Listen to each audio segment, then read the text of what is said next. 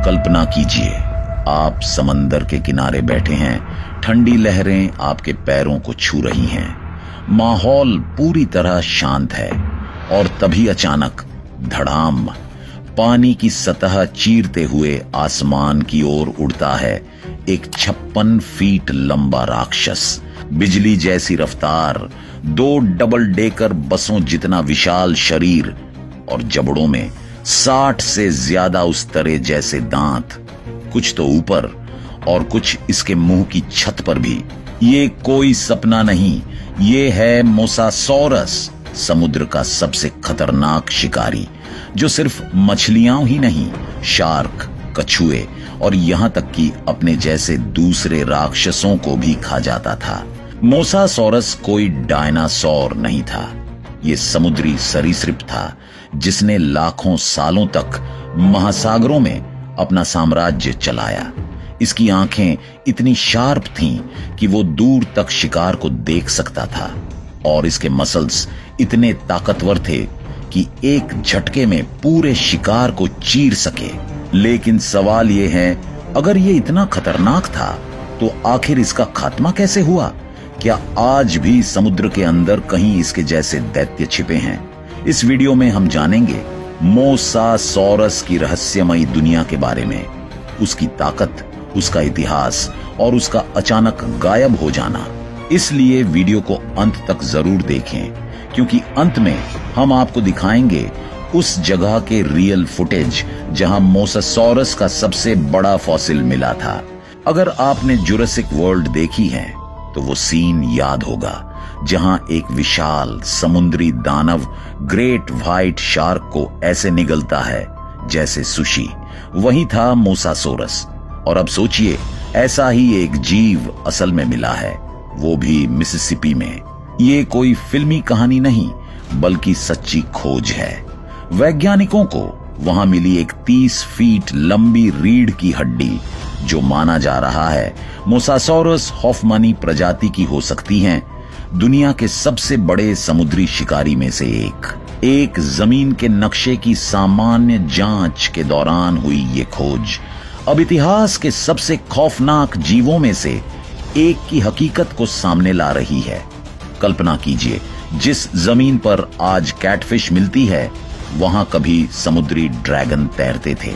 शायद ये world record न तोड़े, लेकिन मिसिसिपी की सबसे बड़ी मोसासॉरस का खिताब इसे ही मिलना चाहिए।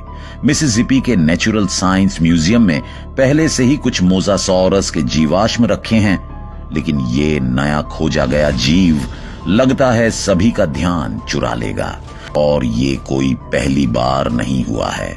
2015 में नॉर्थ डकोटा से निकली थी 24 फुट लंबी एक खोपड़ी, और कुछ साल बाद टेक्सास में मिला इसका जबड़ा, एक प्राइवेट फॉसिल शिकारी के हाथ। इन समुद्री दानवों को सी ड्रैगन कहा जाता है और इनका इतिहास भी उतना ही दमदार है। पहली बार 1764 में नीदरलैंड्स की एक खान से मिली थी इनकी खोपड़ी, और मजेदार बात यह है कि तब वैज्ञानिकों ने उसे गलती से व्हेल समझ लिया था। उसके बाद जो दूसरी खोपड़ी मिली, वो इतनी अनोखी थी कि 1794 की फ्रेंच क्रांति में क्रांतिकारियों ने उसे लूट ही लिया। और मजेदार बात ये, उन्होंने उसे सिर्फ 600 बोतल वाइन के बदले बेच दिया। मेरे हिसाब से तो ये सीधा धोखा था, लेकिन वो खोपड़ी सिर्फ एक फॉसिल नहीं थी, उसी ने विलुप्ति जैसी सोच को जन्म दिया और पूरी वैज्ञानिक दुनिया को हिलाकर रख दिया। इसके बाद मोसासॉरस के अवशेष दुनिया के हर कोने से मिलने लगे, मानो वो कोई स्केली सुपरस्टार हो जिसने हर जगह अपनी छाप छोड़ी हो। मिसिसिपी के जंगल हों या मोरक्को का रेगिस्तान, न्यू जर्सी हो या बेल्जियम, जगह जगह इनके दांत, जबड़े और कई बार पूरी खोपड़ियां मिली हैं। कुछ तो म्यूजियम की दराजों में पड़े पड़े सदियों तक धूल फांकते रहे। अब सवाल उठता है, समंदर के ये खतरनाक दैत्य आखिर थे कौन? अगर कभी समुंदरों में जो दिखे उसे खा जाओ का कोई खिताब होता तो मोसासॉरस ही उसका बादशाह होता। सोचिए, एक ऐसा विशाल शिकारी जो दिखता था स्केली टॉर्पीडो की तरह। उसके जबड़े में करीब 60 ब्लेड जैसे दांत, कुछ तो ऊपर की छत पर भी, जैसे कुदरत ने इसे मौत का डिजाइनर बना दिया हो। उसकी मांसल पूंछ और पंख जैसे फ्लिपर्स उसे बनाते थे समुंदर का टर्बोचार्ज्ड शिकारी।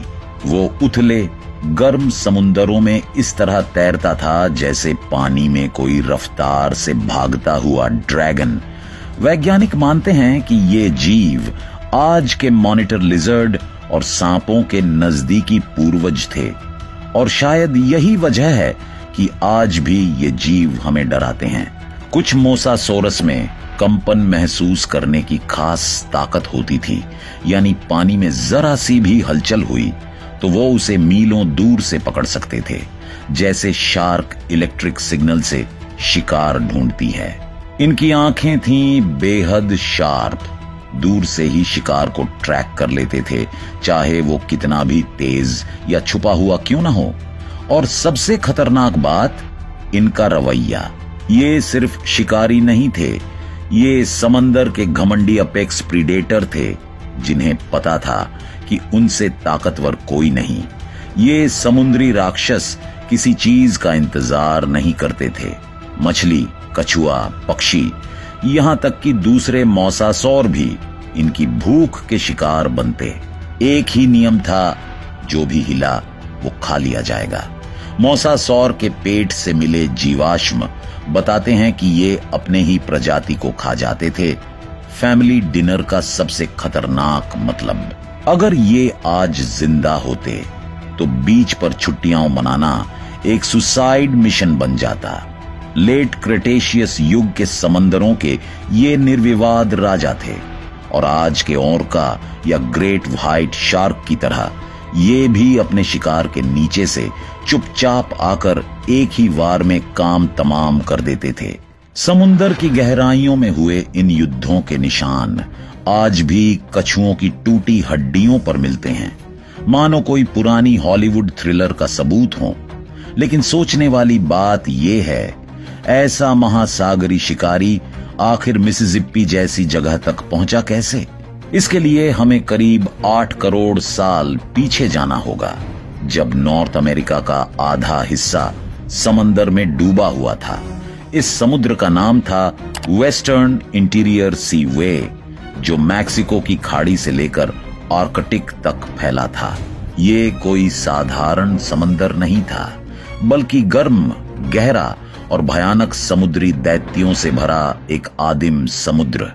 यहां तैरते थे लंबे गले वाले प्लेसियोसौर, हवा में मंडराते थे दांतों वाले पक्षी, और चट्टानों पर जमे रहते थे कार के टायर जितने बड़े ओनेस्टर।